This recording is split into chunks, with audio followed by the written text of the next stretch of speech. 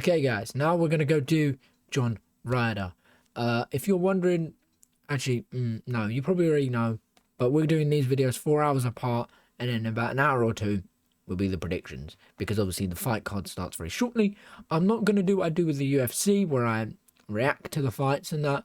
I will watch the fights while chilling, and then I will let you know who wins and who loses, and then I will probably go out and do my boxing, because tonight is boxing, and then I'll hop back in and we will chill. And then tomorrow's Sunday, so there probably won't be a video tomorrow unless I'm still working on today's breakdown video of or deep dive video on the Jaime Munguia versus John Ryder card. So let's jump straight into it. So John Ryder is 32-6.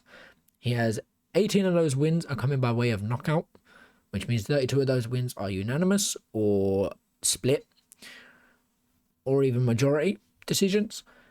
One of his losses is coming by way of knockout. So Jaime Munguia could knock him out. As we saw, Jaime Munguia has a very impressive knockout record and a very impressive record let alone. So, but that doesn't mean John Ryder won't do something cool. Also, I really want to check his amateur record. I didn't check the other ones.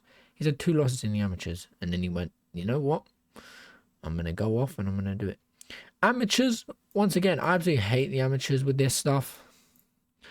Like, don't get me wrong, I'm excited to fight. When I fight, I'm excited. But the reason why I'm not fighting right now is because I want to make sure I'm 100% ready before I fight. Because I don't want to lose. I don't want to lose. But I'm ready to accept loss. So if I lose, I lose. But it ain't going to stop me from fighting. But it's just 2 minutes per round. It's like, it's not a lot of time to work. Especially with me, I really enjoy working the body and then working the head. So it's like, I've got to somehow break it all down, but also be quick about it, but also not take too much time to rest. There's a lot that you've got to kind of take into amateur boxing. And I've got to get working on my head movement, because my God, my head stays on the center line. It's like I'm just going to get hit. They're just going to jab me and I'll land every single time. Jaime Munguia's last fight was against Saul Alvarez, also known as Canelo Alvarez, I do believe.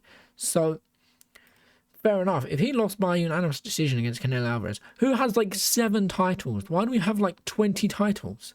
We need 1 title and that's it. Just to say, hey, this guy's the top of the division for this weight. It's for this weight class. Nope. Boxing's like, we need 20 titles for 1 weight class so that 1 person can go get all 20 titles and then no one else can get them because they're too good.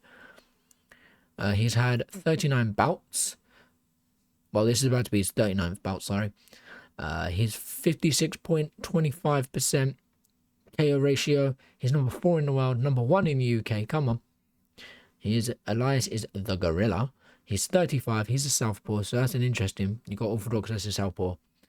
He's 5'9" and he has 72-inch reach. We don't know what Jaime Munguia's reach is because no one has listed it. So I think tonight when they show off the the tail of the tape, we should know what his reach is, which would be interesting. Which means I'm gonna have to write down for future videos just in case. You know, maybe I'll come back to Jaime Munguia. Also, there's another fight card happening tonight, for boxing, but the main event, I can't remember his name. He didn't weigh in at the weight that he's meant to weigh in at. So if he wins, he doesn't get the belt. But if his opponent wins, he gets the belt. Which is fair enough, but it's like, why even put the belt on the line now? Like, there's no point, because if that guy loses and this guy gets the belt, then no one gets the belt. It's like, what's the point? You might as well just take the belt off the line and or take that guy off the card and put someone who can make weight on, and then have these 2 guys fight. Like, put number 1 contender against this guy and put number 1 and number 2 together. Obviously, boxing hasn't got number 1 and number 2 because it's all over the place. I'm going to stop waffling though. Then Zach Parker got beat in the O2 Arena. Come on, in Greenwich. When was this? 2022. I did see this card get promoted everywhere. 22-0 obviously wins by, retirement? Oh, Parker retired due to a broken right hand. That is another thing I want to go into. Is like, if I ever get an injury, I don't want to retire or anything. Like, I know a lot of guys are like, oh, you should, you know, and all this. And it's like, I want my mindset to be so strong that I don't retire no matter what injury I get, because at the end of the day, we're going to get injured. At the end of the fight, you're getting injured. So, you know, go out there, have a war, and get fixed up after, and then go back out and have a war in the future. Anyways, Daniel Jacobs, that was in the Alexandra Palace, sorry. Split decision, TKO, unanimous decision. So, if we're only basing this off of his last fights here, right? Callum Smith fought the other week, didn't he? Callum Smith fought recently. Hold on. Did he fight recently? Callum Smith fought Artur Beterbiev, yeah. Yeah, Callum Smith fought Artur Beterbiev, and I watched that fight. Very interesting fight. Obviously, I want to go in on a lot more boxing cards, because there's been UFC recently a lot. I'm really excited for UFC. You know, boxing isn't promoting their fights as well as UFC. That's my issue about boxing, is they talk about promotions, but they just don't promote. And it's like, okay, you know, UFC, you can hear about UFC everywhere. I follow Instagram pages of UFC and Matchroom. I follow their WhatsApp stuff. So I don't get why we're not getting the same amount of promotion from their side than we are the UFC. So it's a bit weird, you know. But UFC have hyped up a lot of their fighters so that they have names. But boxing doesn't hype up a lot of their fighters to have names. Like the undercard, they just go, this guy's cool, we'll put him on it. Mike Guy. So if we're going off the last 6 fights, sorry, it seemed like the guys who have more ring knowledge than others, like Callum Smith, Saul Canelo Alvarez, this loss could be an awakening. This loss could be a huge awakening. Just like when Canelo lost to Floyd, it was a huge awakening for Canelo. And Canelo came out and just obliterated his division for a while. But,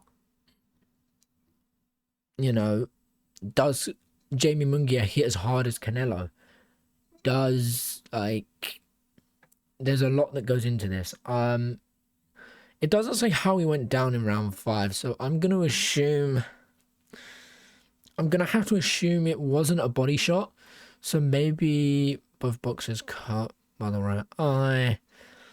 There's nothing that says about body shot, and Jaime Munguia seems like he gets a lot of body shot knockdowns first before he beats them.